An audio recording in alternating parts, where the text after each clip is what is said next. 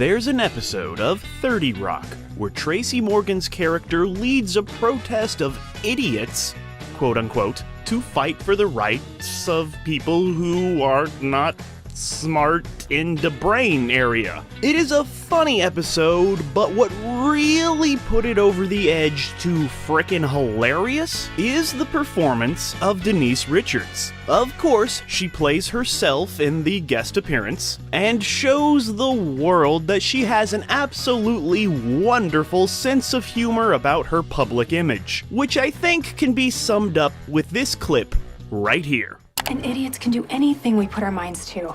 I played a nuclear psychiatrist in a James Bond movie. See? She's beautiful and hilarious. But lately, it does feel like we haven't seen as much of her since those late 90s, which were full of wild things.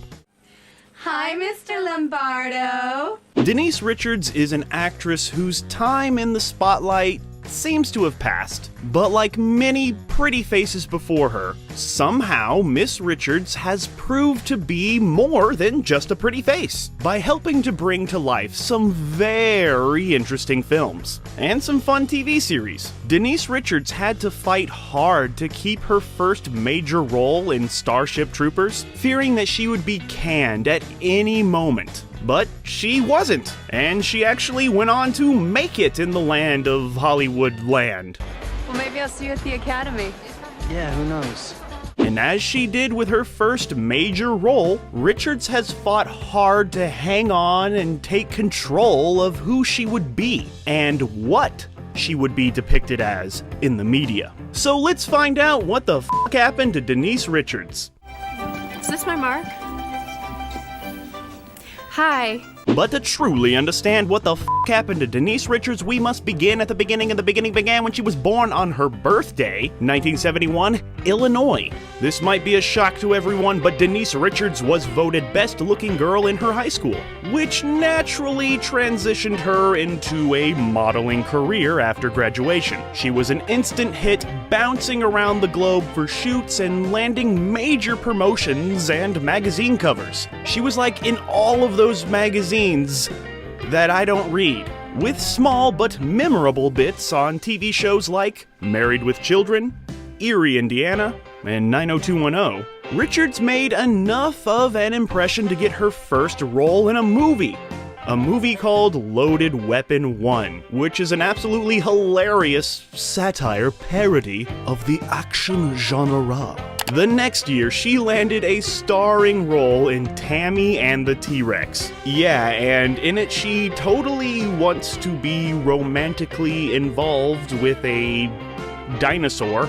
Well, not just any dinosaur, a dinosaur robot. Well, not just any dinosaur robot, a dinosaur robot played by Paul Walker.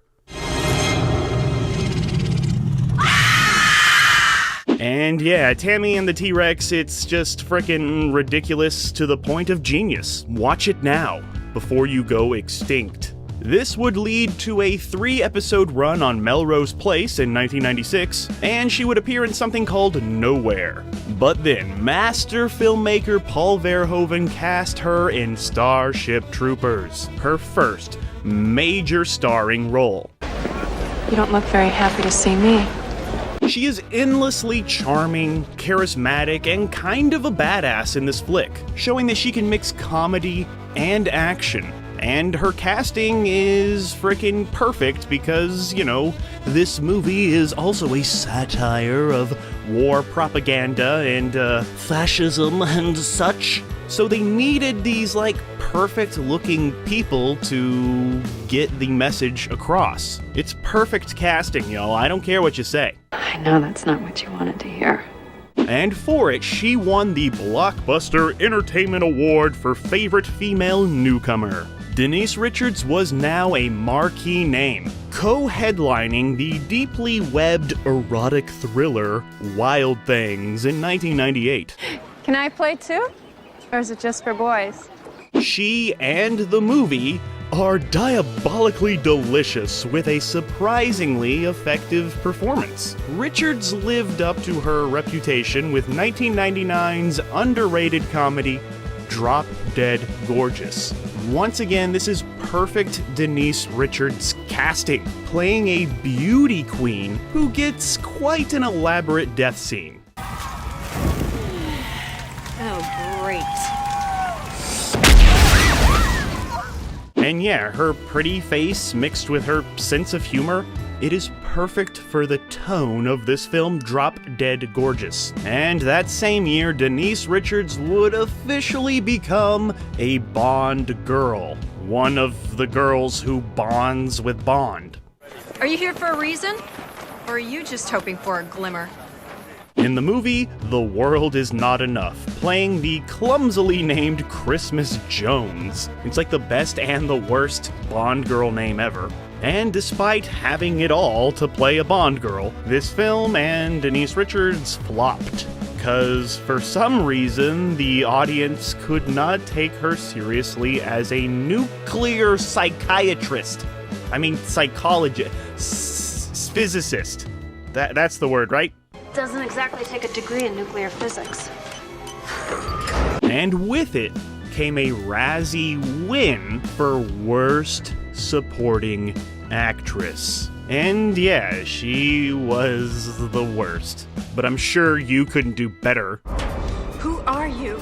2001 saw a shift in Denise Richards' career, all thanks to her failed Bond attempt, taking the lead in the kinda lame slasher flick Valentine. There's a killer and it's Valentine's Day. You get it. That same year saw a film called Good Advice, where she took the bad advice of falling in love with Charlie Sheen, who she would appear alongside in an arc in Spin City, and would marry the next year and live happily ever after until they didn't. I mean, I think what I did was probably the best thing for both of us.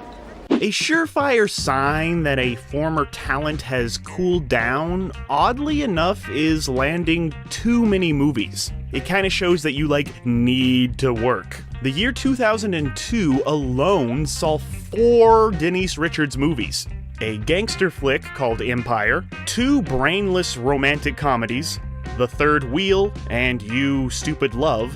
But then there was Undercover Brother, which she's incredibly fetching as a white she-devil assassin.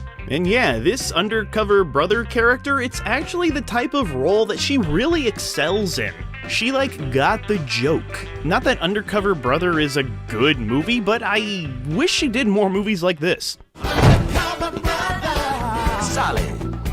5 years prior, she could have had a juicier role in Love Actually, but now because her star had fallen a wee bit, she had been regulated to a wee bit part in one of the many subplots of this really good romantic comedy Christmas movie. Although it is more dignified than her Scary Movie 3 cameo.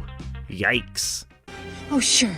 That you understand. And she also had a 3-episode run on 2.5 Men, which was the biggest show at that time and featured her husband, Charlie Sheen. And yeah, by this time, Richards was unfortunately thought of more as just Charlie Sheen's wife than, Denise Richards, which is unfortunately unfortunate. 2004 saw a movie called Whore and something called Elvis Has Left the Building. But more importantly to her key demographic was a nude pictorial in that magazine called Playboy, showing that she would be sexy on her own terms. And this is something she would continue to build on. The idea of Denise Richards is Denise Richards, and that she'll be a gosh darn superstar and do whatever she has to do to stay in the discussion. Well, most everything she has to do to stay in the discussion. But you know what? For all of that, Denise Richards wasn't shallow. Not ever. She actually used her looks and her power and her fame for good, supporting many charities for various causes, like adoption, hunger, AIDS, cancer, all of those horrible things. She fixed all of them. 'Cause she could solve world hunger with one of her blue ribbon rhubarb pies.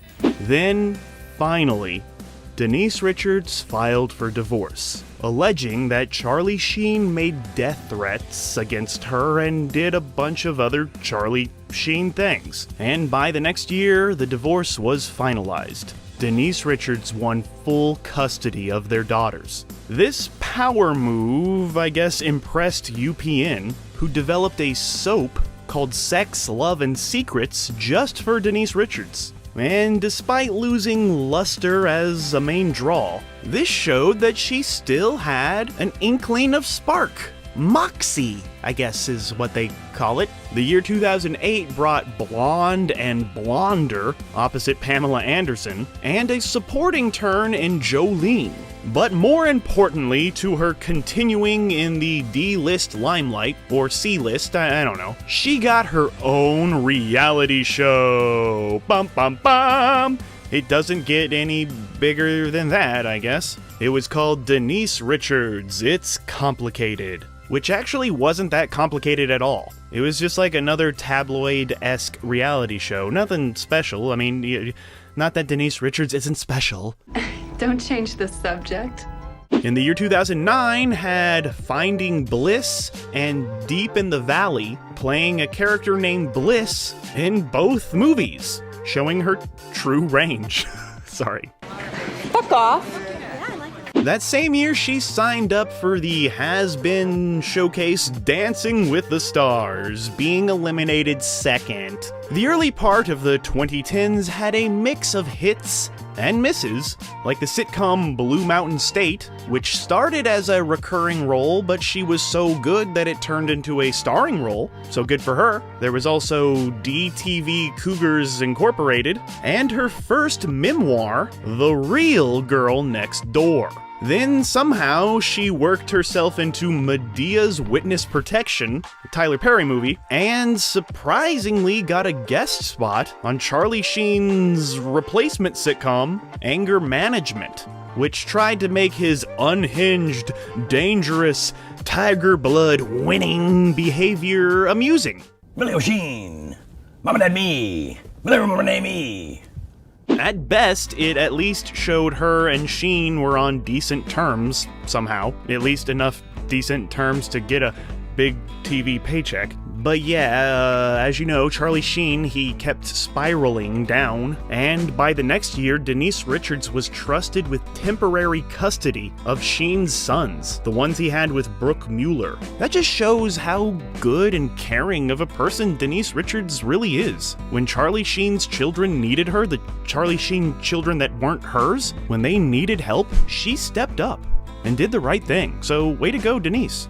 You know what, Denise? You are the one that's winning. You got nerves of steel. Yeah, you do.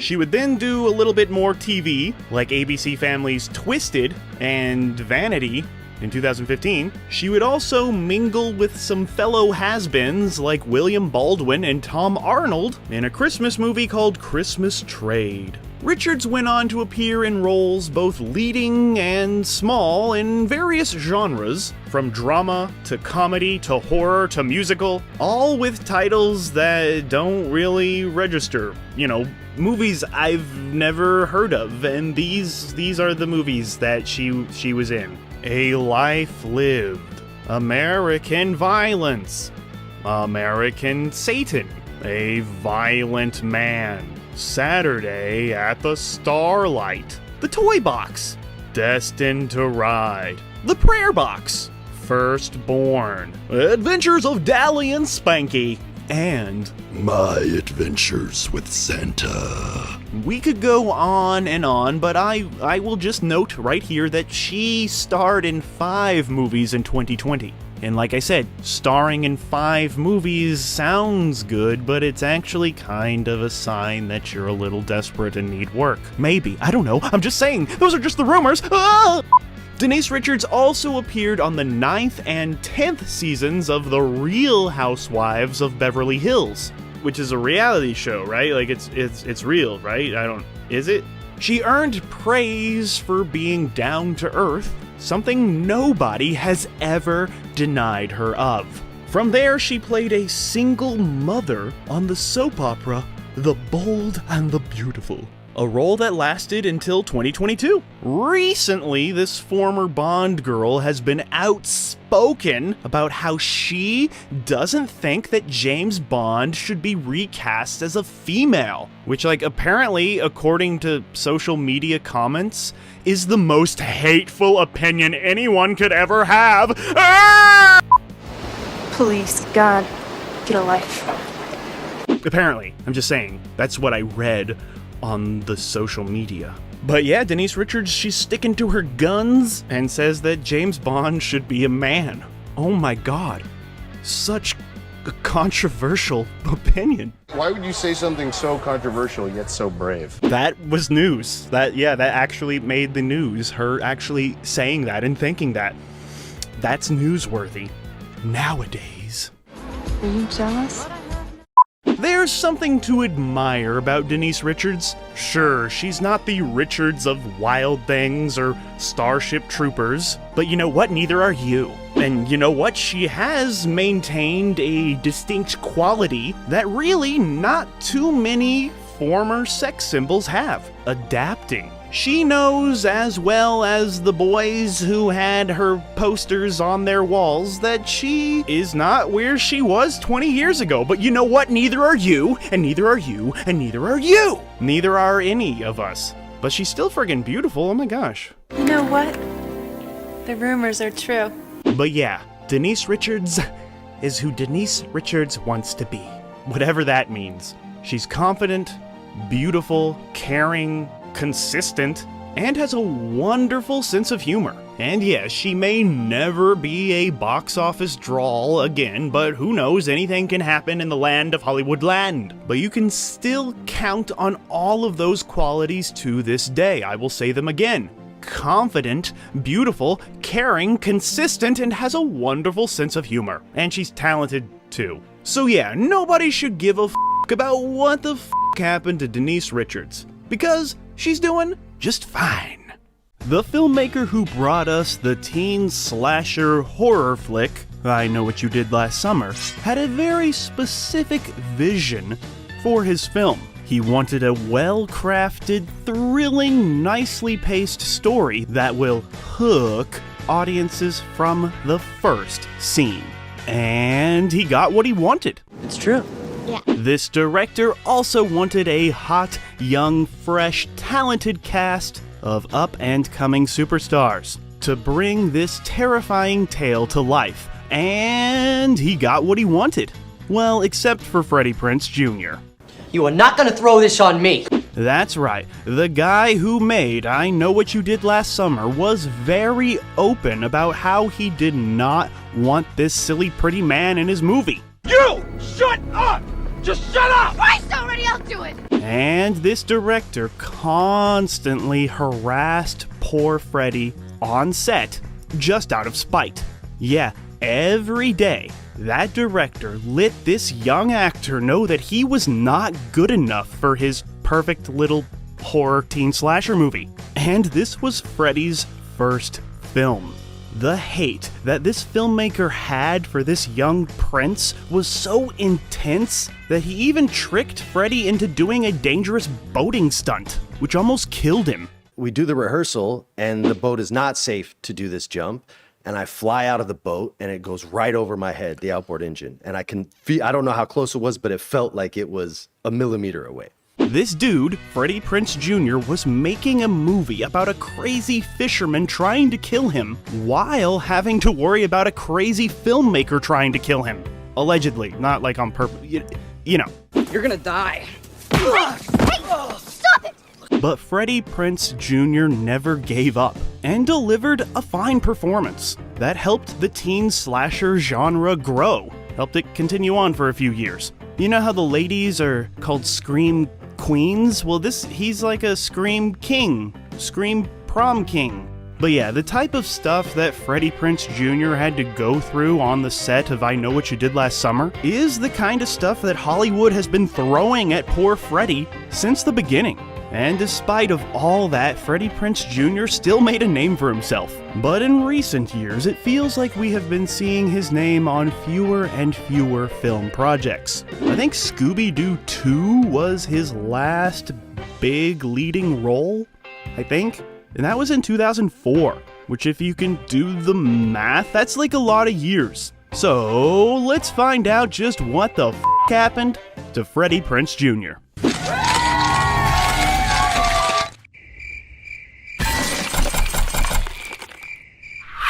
But to truly understand what the happened to Freddie Prinze Jr., we must begin at the beginning, and the beginning began when he was born on his birthday, 1976, Los Angeles, California. He grew up loving Scooby-Doo, pro wrestling, and Star Wars. And of course, you cannot be a junior without the senior, which means Freddie Prinze Jr. was the son of groundbreaking comedian Freddie Prinze, who tragically committed suicide at just 22 years old, before his son was even a year old. I could never figure out how my parents met, a gypsy and a Puerto Rican. I asked my mother, she said they're on the subway trying to pick each other's pocket. Freddie Prinze Jr. was inspired to get into show business as a teen to continue the legacy of his father. Yeah, prophecy fulfilled, right? To become my father. Freddie Prinze Jr. would get small roles in To Jillian on her 37th birthday in 1996, and The House of Yes in 1997, along with some one-offs on shows Family Matters and ABC After School Special. Freddie Prinze Jr. was then cast opposite other poster-friendly faces in 1997's I Know What You Did Last Summer. I Know What You Did Last Summer? Ooh, what a crock of shit. He was cast for his everyman quality, even though, like I said, the director hated the casting of this young actor. But I Know What You Did Last Summer was his breakout role, nabbing him a Blockbuster Entertainment Award nomination, which is about the highest accolade he could ever get as an actor. Which is pretty damn good. Way to go, Freddie. And like I said, the director was very clear and open that he did not want Freddie in his gosh darn movie, which, like I said, almost killed poor Freddie. But Freddie Prinze Jr. would survive this horrible production and survive the movie, spoiler alert, which allowed him to go on to star in 1998's sequel, I Still Know What You Did Last Summer. Which was another teen horror hit. Hooray. But yeah, seriously, these movies are actually pretty good. Great cast, there's some good suspense, and you know, it makes you think about what is right and what is wrong, and don't f**k with fishermen. And don't drink and drive, and don't throw bodies away, especially if they're not dead. Everybody can learn a lesson from this movie. It's a fictional story created to warn young girls of the dangers of having premarital sex. Then Freddie Prinze Jr. would enter into the world of teen romantic comedies, also called teen rom-coms, because that was the cool thing to do at that time, if you were a cool teen. There are 2,000 girls in this school, and I could bum monkeys with every one of them. He was cast in She's All That, written by M. Night Shyamalan. That's not a joke. And Freddie Prinze Jr. had so much charm on screen, and he had so much charisma that the script was actually reworked to better fit the actor. I was busy. Yeah, busy wigging. Excuse me, I did not wig. There was major wiggage. And yeah, he too is charming, even though this movie's kind of weird, but hey, you know, he's good. You forgive him for all the horrible things, and you just say, okay, Freddie, it's the 90s, who cares? What'd I do? She's All That also showed how much chemistry he could have with his co-stars, whether it be romantically or just friends. Like his chemistry with Matthew Lillard. I can get you an introduction, or maybe an autograph. No, that's okay. It's here in this movie. Look at all that chemistry all over the place. Oh my gosh, chemistry. Again, the Blockbuster Entertainment Awards would bow to Freddie, who became a mainstay at those low-level pop award shows. You know, like MTV or the Teen Choice Awards. You could always see Freddie there. Good for him.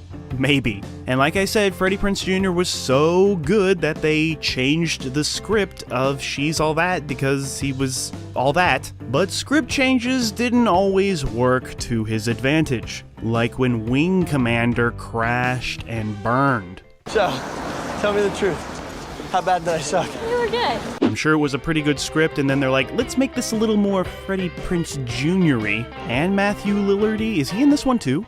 You listen to me. Don't you ever play that stupid game with me. You hear me? Wing Commander was the first flop of his career. And Freddie Prinze Jr. said that he can't stand this movie one bit. But yeah, on paper, Wing Commander should have been his Top Gun. You know, it should have made him one of the biggest, most on-demand actors at that time, leading a sci-fi epic. But no, Wing Commander showed us that anything is possible. I don't have the faith. And then came the year 2000, which saw two more genuinely idiotic throwaways. The widely panned Down to You, which was basically just riding off that She's All That popularity, and the film Boys and Girls, which he starred alongside Jason Biggs. What the f*** happened to him? Hey, you were in Loser, weren't you? Or dude, you rocked in Boys and Girls. No, it always comes back to that fucking pie. It was at this point that Freddie Prinze Jr. tried to break from his mold a bit, using the movie Boys and Girls as a way to transition into more serious, dramatic material. Because Boys and Girls, it seems like it's just like a teen romantic comedy thing, which it is, but it also has a little more edge to it. Because Freddie couldn't just go on full drama, he had to be like, I have to do a teen rom-com that has a little bit of drama, and then I can do more drama because that's the way things work, apparently. That's dumb. Yeah. Well, you're pretty dumb. But yeah, speaking of serious, darker material, let's talk Batman. I'm Batman. That's right, if Boys and Girls was more of a success, he would have had a major boost, and that would have given Warner Brothers more confidence in him because they were considering casting Freddie Prinze Jr. as Batman, back when Darren Aronofsky was attached to direct. This was like pre-Christopher Nolan days. And yeah, my curious mind would have loved to see Freddie Prinze Jr. become the Dark Knight, but I don't know. It just doesn't feel right. The boy's too skinny. If he put on some muscle, maybe. Does he have the chin? That's all that really matters, actually. Man does have a point. I don't know. I believe that everything happens for a reason, and there are lots of reasons why Freddie Prinze Jr. shouldn't play Batman. This is such an intense subject for me. So after they passed him up on Batman, Freddie Prinze Jr. again attempted to transition into more adult characters, like in 2001's Head Over Heels, where he plays a guy who may or may not be a murderer. She's a black belt in karate. Hey, me too. But he still always had that doofy, sort of handsome guy who doesn't really know what's going on kind of thing, but it doesn't matter because he's so good looking kind of thing. Sure, we can all relate to that. Oh, please. What? Still couldn't really break out of that type of character, but at least this one had a killer edge to it. Next, Freddie Prinze Jr. would team up with Matthew Lillard again for a movie that's kinda lame, but it's innocent enough, Summer Catch, opposite Jessica Biel. And I'm sure everybody was like, hey Freddie Prinze Jr., I know what you did last summer, Catch. I'm dressed for practice. I'm staying here tonight. I can't be late, yo. Once again, I'm sure everybody thought this movie was gonna boost his star, but it didn't. This baseball movie was not a home run. 2002 was a banner year for Freddie Prinze Jr., with the most notable and tabloid-hungry event marrying Sarah Michelle Gellar, who he met on the set of I Know What You Did Last Summer. And yeah, you could always feel the love and chemistry between Freddie Prinze and Sarah Michelle in I Know What You Did Last Summer, even though their characters were not romantically connected. She was with Ryan Felipe, and he was with Jennifer Love Hewitt, but still, love conquers all. We don't need luck. We have a very strong relationship. We weren't together over the summer, and everything was fine. And a person who does not believe in love conquering all is Howard Stern, because he predicted incorrectly that their marriage would not last, because most Hollywood marriages don't. But Howard Stern believed this one wouldn't last so much that he put $1 million into it. And considering their marriage has gone on for 20 years or so, Howard better cough up that money, 'cause true love conquers all. and we want to talk to you about something affecting millions of households, a topic we care passionately about. Doing it every night. That year of 2002 would also be the release of Scooby-Doo, starring Freddie as Fred. Look, I'm a man of substance. The dorky chicks like you turn me on too. Alongside, yet again, Matthew Lillard. It's plastic! What do you care? You drink out of the toilet? So do you! And Sarah Michelle Gellar. So you told me not to go up to the castle, so I would think that you wanted me to go, so I wouldn't go, just like you didn't want me to. And this time, the script actually made Fred and Daphne a couple for the first time because the actors were a couple in real life, so why not? And we all just assumed that Fred and Daphne had something going on. Hey, I can look at myself naked. Oh, brother. But yeah, Freddie was born to play Fred. As a lifelong fan of Scooby-Doo, he knew everything about the series. And I believe he had a massive Scooby-Doo collection. Like he owned every episode on tape or something before being cast. That's what kind of a nerd he is. I think. These are just rumors. I think. But I believe them all. So yeah, his heart and his soul was in this intellectual property. Freddie delivers a goofy and charming performance that hits the tone perfectly, no matter what the Razzie nominations say. He even reprised the role on Robot Chicken. And this Scooby-Doo movie, it nabbed an astonishing $275 million worldwide. And I think it was written by James Gunn, right? I'm not exactly the biggest fan of these Scooby-Doo movies, but I do think the cast is perfect. And as the years have gone by, it seems like a lot of people have some mega nostalgia for this movie. It really seemed to touch people. And I think a lot of that is because of Freddie and his blonde hair, which, you know, it works, because it's like he looks like a cartoon character, but, you know, he's supposed to because he is. Fred's just got his groove on. And yeah, like I said, this one was a mega success, and it spawned a sequel, Scooby-Doo Monsters Unleashed, which is another kind of cult favorite. They really get to play around with these characters, and you know what? Yeah, it's a creative, interesting risk they took here that still stays true to the heart of Scooby-Doo. The people of Coolsville are the best in the world!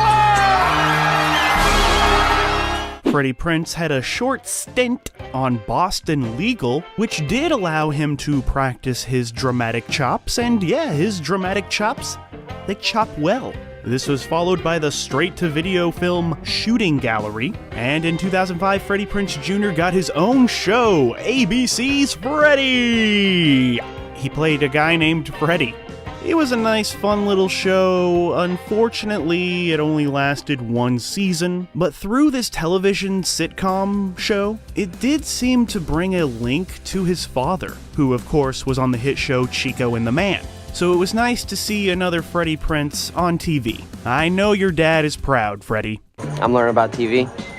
Then this man took to voice work, like in a movie called Shark Bait, which was just trying to ride that Finding Nemo shark tail wave, and a movie called Happily Never After, both of which showed that whether the movie was good or not, Prinze is a terrific voice actor. The year 2007 brought forgettable New York-centric fare, like a movie called Brooklyn Rules and a movie called New York City Serenade.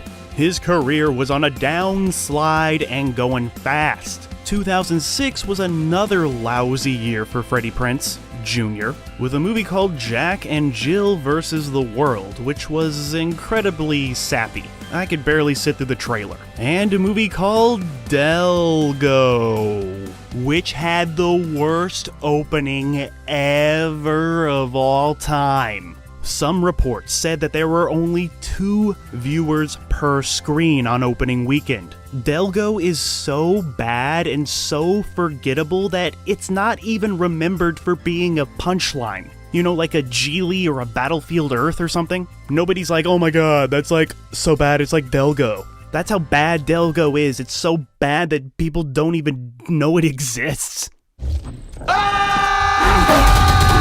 But let's start that up. Whenever somebody's doing something like stupid or bad, just be like, oh my god, that's such a Delgo, or you're such a Delgo. Stop delgoing around, y'all. Oh, hell no, you delgo. Something like that, I don't know. It was around this time that Freddie Prinze Jr. had a shocking, surprising shift in career. He started working on WWE's creative team, cause just like with Scooby-Doo, he was a lifelong professional wrestling fan, and he knew everything about the art of professional wrestling. He understood the showmanship, he respected the history, he actually did a really good job. He ended his time with the WWE because he wanted to focus on being a dad. So he kinda stepped away from all things entertainment in general, and that may have also had to do with working with Kiefer Sutherland. That's right, I don't know if you remember, but Freddie Prinze appears on season 8 of the show 24, and Freddie said that working with Kiefer Sutherland was terrible, and he was the most unprofessional dude in the world. Probably because he was still in character as Jack Bauer. You have to forgive him, man. And since Freddie is such a wrestling fan, I say we settle this in a steel cage. Freddie versus Kiefer. But despite all the on-set drama, Freddie Prinze Jr. is pretty dang good in 24. And it's actually very refreshing to see him in such a role. Freddie Prinze Jr.'s time on screen was becoming limited. Instead, he would mostly continue with voice roles, as in 2012's Mass Effect Paragon Lost, and for the animated series Star Wars Rebels, from 2014 to 2018. I mean, just the time period they put us in is so rewarding for fans of this franchise. It puts you right where you want to be, and I never expected it in a million years. He later had a small bit in 2019's Star Wars Rise of Skywalker, and yeah, it's a dream for many actors to be a part of the Star Wars universe. At least it used to be. But this dream of being in Star Wars kind of ended up being a nightmare to Freddie Prinze, who faced off against toxic fans. What? Star Wars fans are toxic? I'm shocked. These are George Lucas's words, not mine, so fuck you if you disagree with me.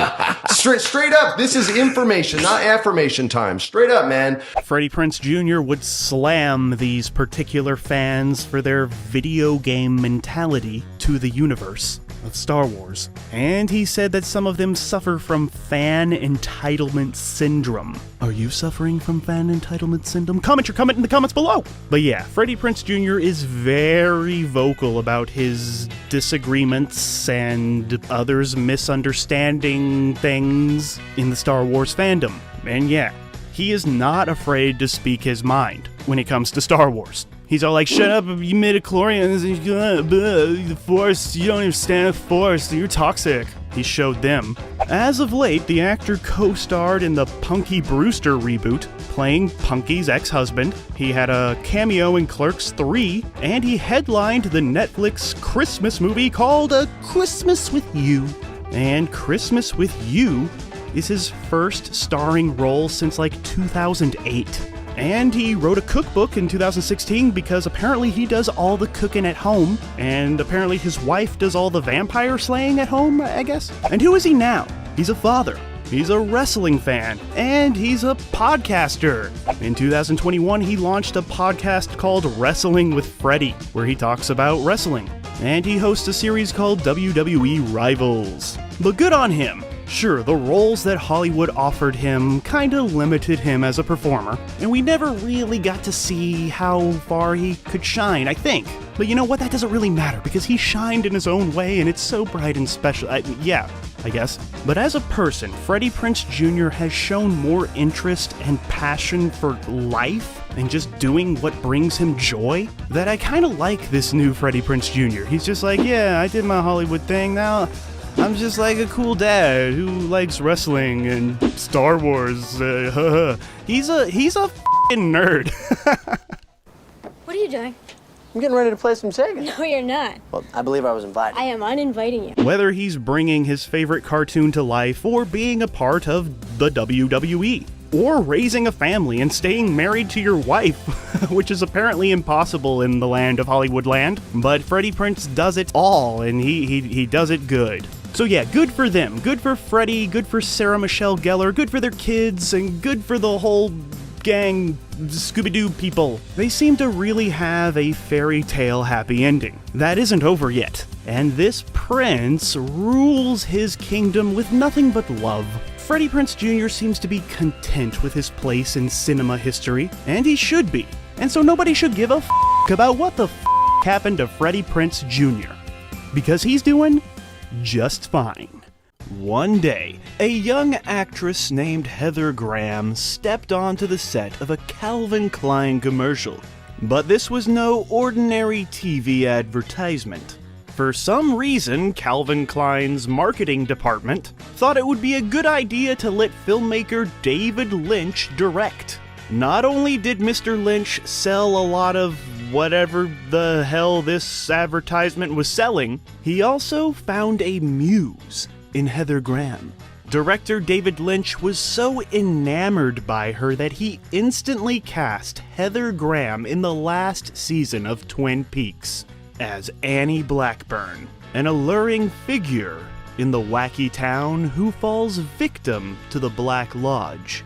As if recreating the blonde muses of Hitchcock, Heather Graham seemed to inspire David Lynch, giving this talented actress the power to become way more than just a blonde bombshell.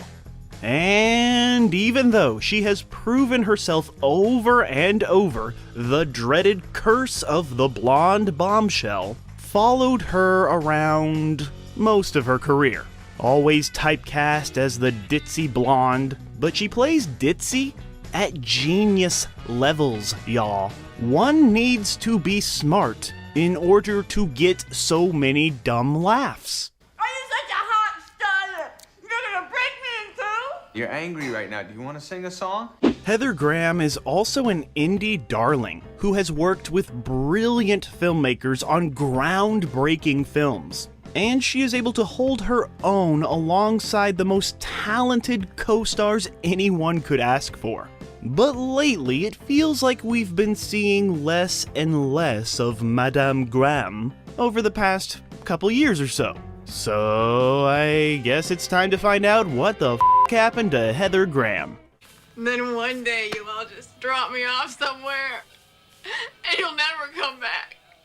But to truly understand what the f*** happened to Heather Graham, we must begin at the beginning, and the beginning began when she was born on her birthday, 1970, Milwaukee, Wisconsin. Upon pursuing acting at the behest of her parents, they disapproved of this willy-nilly artistic lifestyle, and because she chose this career, she unfortunately became estranged from her parents because of acting. Heather Graham did what so many aspiring actors do. They bounce around on commercials and small one-offs on TV shows, like Growing Pains, where I think she becomes the object of affection of Mr. Mike Seaver. But unlike so many others, Heather Graham hit success early on, earning a Young Artist Award for a fetching turn as Corey Haim's love interest in License to Drive in 1988. And I don't know about you, but I love any movie that features the Coreys. And this is only the beginning! She gives a wonderful performance in License to Drive and impressed many. And because of this, she was offered a role in Heathers. That's right, Heather was almost in Heathers. But her parents predictably rejected this idea because they called this movie Heathers offensive. What? A school shooting comedy is offensive? No, that's the punchline. She's alive and in stable condition. So instead, they pushed her into the role of Arnold and Danny DeVito's mother in Twins, in the flashback scenes. The next year, Heather Graham showed that she desired to be more than just a pretty blonde, playing a drug addict for master filmmaker Gus Van Sant in the movie Drugstore Cowboy, earning an Independent Spirit Award nomination. Heather is at times stern, other times vulnerable, but she gives such a fascinating, magical performance here. Also very tragic, heartbreaking, and fun. There was lots of potential to launch her into superstardom at this time, but she wasn't ready to settle, turning down a very possibly lucrative soap opera for it being too restrictive. She wanted to be free to experiment with her art. So Heather decided to continue with her supporting roles in very interesting films, as if knowing she wasn't quite ready to be a lead just yet. Like in the film I Love You to Death in 1990, and the film Guilty as Charged, also in 1990, and the John Travolta movie Shout in 1991, as well as appearing in numerous commercials like that Calvin Klein one, where she got her Twin Peaks gig from David Lynch. But it was the mid-1990s that really saw Heather honing her craft, like in the film Diggstown, or The Battle of Little Joe, as well as the magnificent film 6 Degrees of Separation, and she would re-team with master filmmaker Gus Van Sant once again with the movie Even Cowgirls Get the Blues. There was also a film called Miss Parker and the Vicious Circle, and Don't Do It, both of which came out in 1994. But it would take a group of fun-loving, swingin' hip cool cat characters to help place Heather Graham where she belonged. 1996's Swingers gave her another small role, but finally, for the first time in half a decade, Heather Graham stood out. Not because she's one of the few female-speaking roles in Swingers, but because of her sweet humanity and the complexity that she brought to the screen. She was what we call a scene stealer. Heather Graham had brought to life her most important role yet, because as a result of this, Heather Graham rolled right into 1997. I'll be around. That's not going to be good enough. I want to make plans to see you again. And 1997 was Heather Graham's year, which included a surprisingly effective cameo in Scream 2 and master filmmaker Paul Thomas Anderson's Boogie Nights, which really made people pay attention to Heather. Miss Graham fought really hard for this role, as it is probably her most sensual of performances, and that's saying a lot for her career. But because of Heather Graham's wonderful acting, this character that could have been, just a one-dimensional porn star, because of Heather, you were able to see this character's soul shatter, and she became beyond vulnerable, which at times could get very intense. And then, in the next scene, she could be very adorable and charming. And it worked. It was very believable. Very underrated performance. She added so many layers to this character of Roller Girl, which, is pretty good for an adult film actress with, a gimmick. And that gimmick is that she wears roller blades, roller skates, whatever you call them. But there is a wonderful example of Heather Graham's dramatic chops that can be seen when she's asking Julianne Moore's character to be her mom. It is a truly heartbreaking scene, but Heather Graham somehow makes this drugged up, desperate plea for love into a sweet character building moment that just makes you want the best for this poor lost soul. Aw, poor Roller Girl. I love you, Mom. I want you to be my mom, Amber. Are you my mom? Roller Girl is certainly Heather Graham's trademark character. Under the direction of master filmmaker Paul Thomas Anderson, Heather Graham was able to create a character that is way more than just a promiscuous ditz. But unfortunately, and strangely enough, ironically I guess, this character has been misremembered and misinterpreted by those who have never seen Boogie Nights, or only remember the poster or whatever. She was so good that it's almost impossible for her to escape what people presumed this character to be on the surface, if that makes sense. And at this time, for some reason, all of the major studios thought Heather Graham had to be a doofy, goofy, outgoing yet one-dimensional blonde, even though that's not who Roller Girl is. OMG, WTF. At one point, Heather Graham said, "I feel like I'm really smart, but I don't often get those parts. And I think sometimes it's because of how I look." And you know what, Heather? I think we can all relate. Now Heather Graham was a Hollywood it girl, launching into the stratosphere almost literally when she co-starred in the sci-fi dud Lost in Space. And say what you want about Lost in Space, this movie, it's fun. I think it's underrated. And it was the first film to push Titanic out of the top spot at the box office that weekend, so that's something. In 1999, Heather Graham decided to embrace the comedic sex symbol thing with two hilarious performances: Bowfinger and Austin Powers 2, The Spy Who Shagged Me. That's right, Bowfinger and Austin Powers 2 came out in the same year. In The Spy Who Shagged Me, she plays Felicity Shagwell, and she does very well. Shagwell by name, shag very well by reputation. Oh, behave. Keeping up with the comedic pace of Mike Myers, like she was born to do this. And in Bowfinger, she almost plays like a version of herself. A young, naive girl with dreams of making it in Hollywood, and I don't think she gets enough respect for her physical comedy. There is one scene in Bowfinger where she wiggles all around to express the passion that her character is acting out, and it is the perfect amount of satirical overacting. I don't know, it's just hilarious. Just watch her.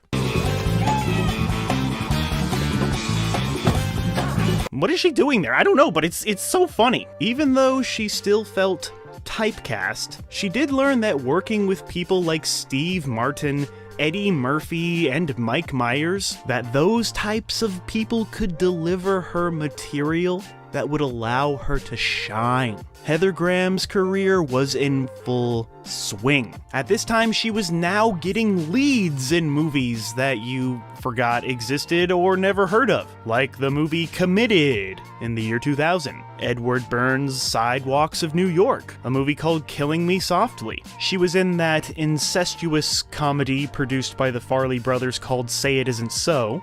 And we cannot forget her hilarious appearance in Adam Sandler's Anger Management, where she gets to be angry and it's funny.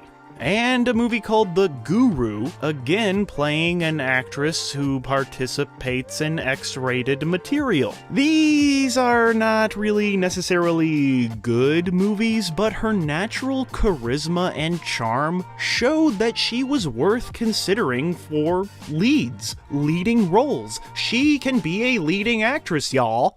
You see, if I was in the movie more, then we could be equals and I could trust you more.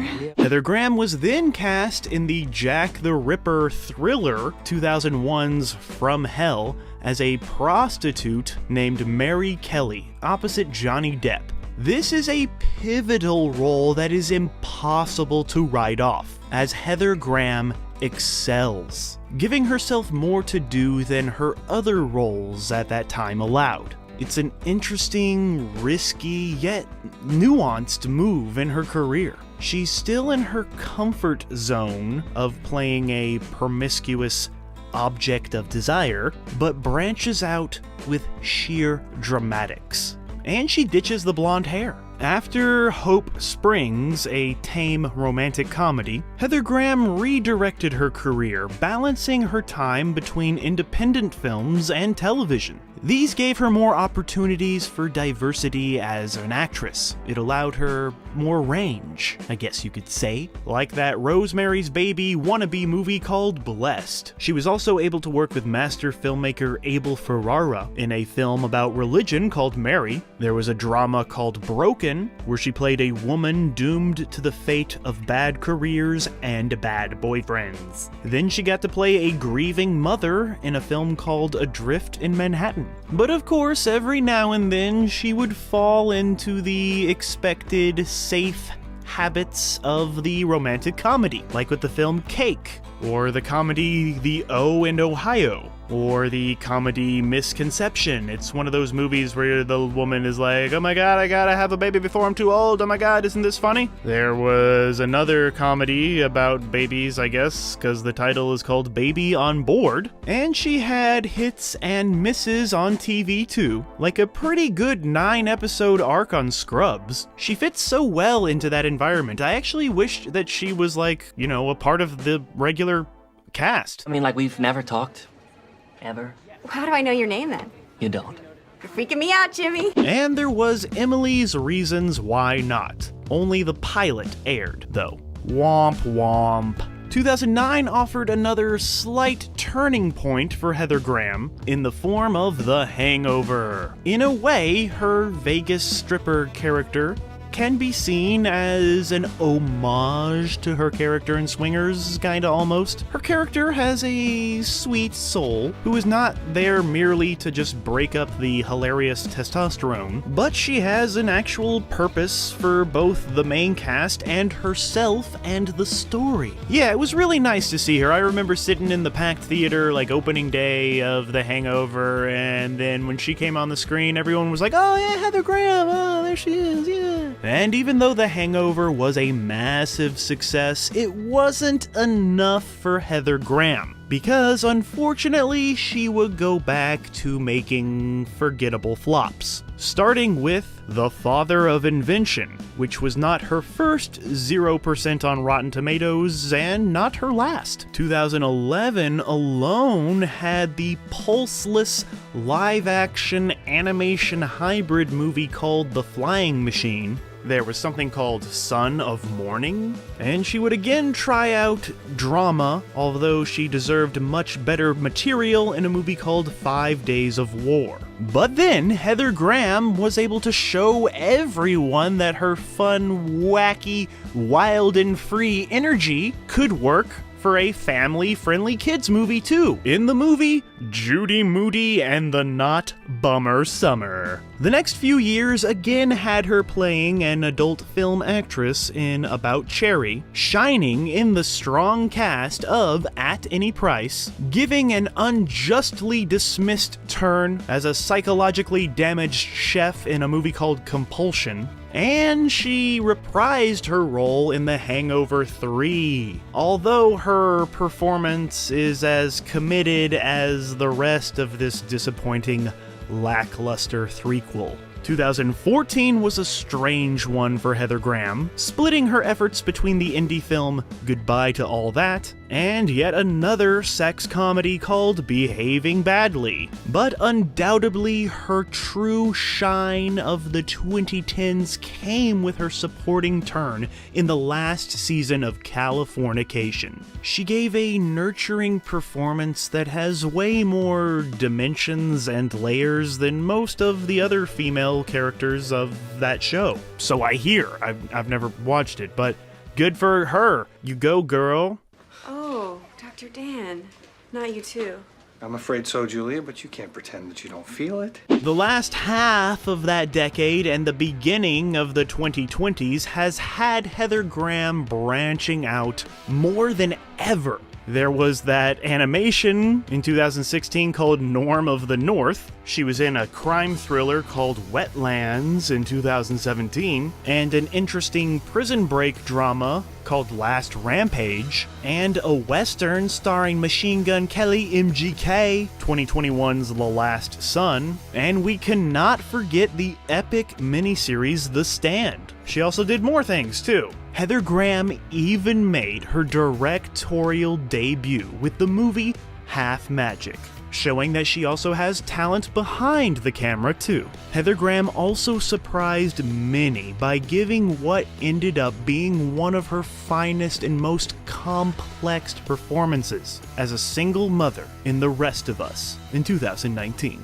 She even surprised us by proving to be an activist, fighting against poverty and human trafficking by helping out with Children International and Cambodian Children's Fund. And so Heather Graham seems to have found balance. After years and years of interesting films, she's proven to everyone that she has the ability and the talent to branch out more than most audiences ever expected. And shame on them for not believing in her. I always believed in Heather, I'm just saying.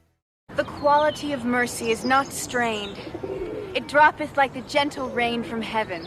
Miss Graham has worked with some of the greatest filmmakers of all time and appeared in mega franchises that shook up the industry. Yeah, some of her movies flopped, but others stuck and made their mark on the art of cinema. She has shown that she is truly a wonderful dramatic actress who can excel in any genre, but she truly excelled at one particular genre: comedy. That's right, when I think of Heather Graham, I think of the laughs, I think of the comedy. And you know what? I think she agrees, because retrospectively, Miss Graham would say that she thought that she wanted to be in really depressing movies that would win Academy Awards and stuff. But then she thought, quote, I don't really.